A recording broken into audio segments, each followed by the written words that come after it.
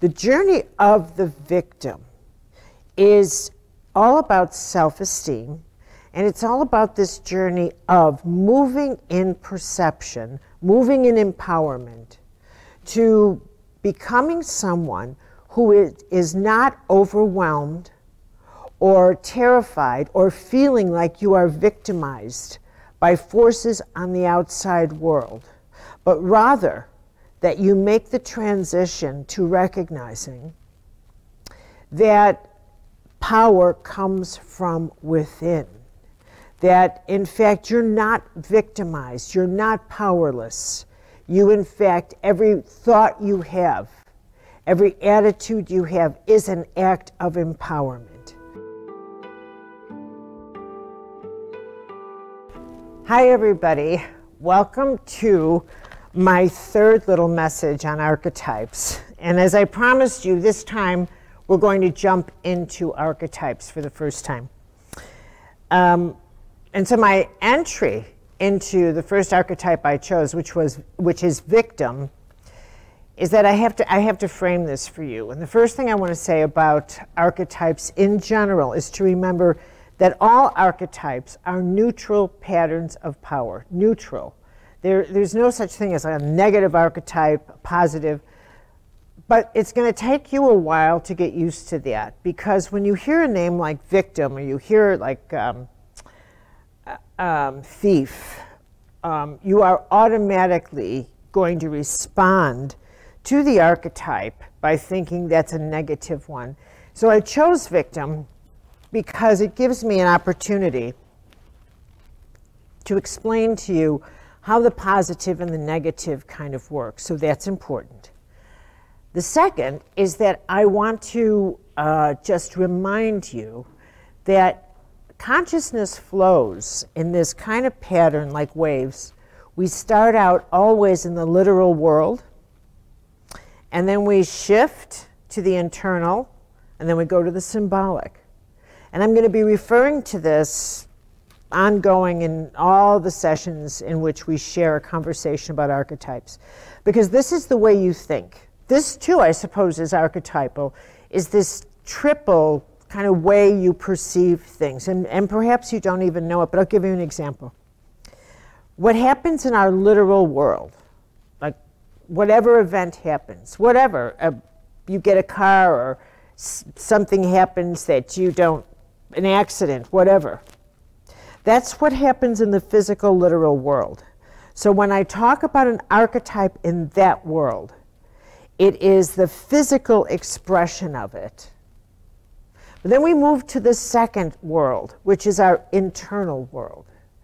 And that is how that archetypal pattern influences our inner self. Now I'm going to hit a pause button here. Because what's important to know is and to remember all through our time together with archetypes, is that every one of these patterns is about our evolution with the nature of power, our power, how we understand power, how we engage our power. Why? Because everything is about what we co-create in our life and contribute to this world. I'm summarizing the purpose of life into a bite-sized nugget. But actually, it's not, that's the best way to put it. The journey of life is about discovering that you are an engine of co-creation, and that all of this, all of it, is energy that we utilize through the choices we make to participate in acts of creation. And that all of us evolve from wanting to create things we can take and hoard to finally evolving to a place where we realize that the purpose of life is to create and contribute. This is the universal journey of life. This is it. From grabbing and hoarding to taking and contributing. That's it. And what these archetypal patterns provide, and I'll get to the victim, I haven't forgotten, but there's just so much. what these archetypal patterns provide are like little theaters of power in which we experience micro journeys of empowerment within a certain type of power. So, let's take the victim. When you first hear the victim archetype, you're going to have a negative reaction, and I want you to go into neutral. The journey of the victim is all about self-esteem, and it's all about this journey of moving in perception, moving in empowerment, to becoming someone who is not overwhelmed or terrified or feeling like you are victimized by forces on the outside world, but rather that you make the transition to recognizing that power comes from within. That, in fact, you're not victimized, you're not powerless. You, in fact, every thought you have, every attitude you have is an act of empowerment. We are not born empowered. All of us share this journey of empowerment. And the feeling, the perception that this world is a theater that is designed to harm us, to threaten us, is a perception that most human beings share from the time that they are incarnated. And this journey to discovering that this world is not a place that's meant to victimize life is a journey that every single human being has to go through. And that first stage of feeling like a victim, it's a complicated stage, it's complex, because in this stage, a person actually can experience feeling victimized. They can feel like, I have no power to change my outside world. I have no authority over my outside world. And they can live in this, that everything scares them, that everything overwhelms them. And the challenge at this stage, and this is true for every archetypal pattern, if I'm talking about the victim or if I'm talking about the wounded child, it doesn't matter. The challenge in every archetype is when your actual physical experience of that archetype causes you to stop and think and realize, I have to start thinking differently. Maybe I don't have to be victimized. Maybe, and this is when the archetype in you begins to shift from, wait a minute, excuse me, I wasn't born to be victimized. I have choice, and I can respond somehow or other to, I can engage with the world that I'm in.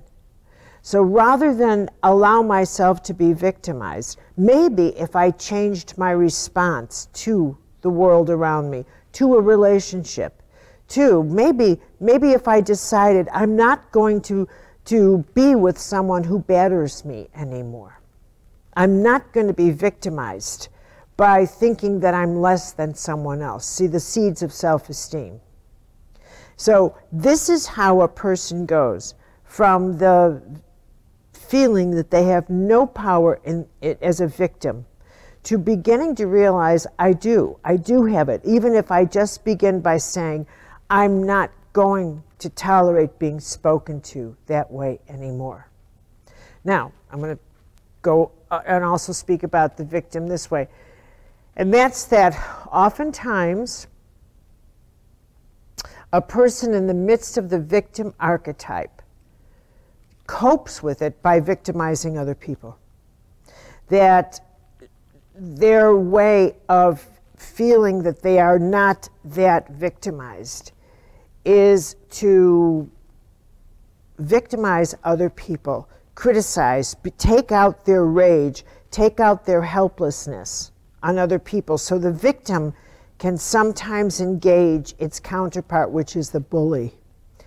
And that's how come there's the story in the world is so common of people who are victimized and they come home and they bully their children or they bully their spouses because they feel so powerless in the outside world that they come home and they bully people who are just as powerless or more powerless than them because it's what little thing they can do to make them feel empowered.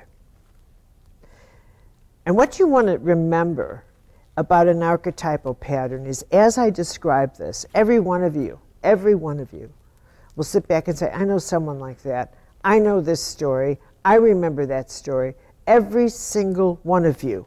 And that's what makes it an archetype, because you do remember it, because you do know it's universal.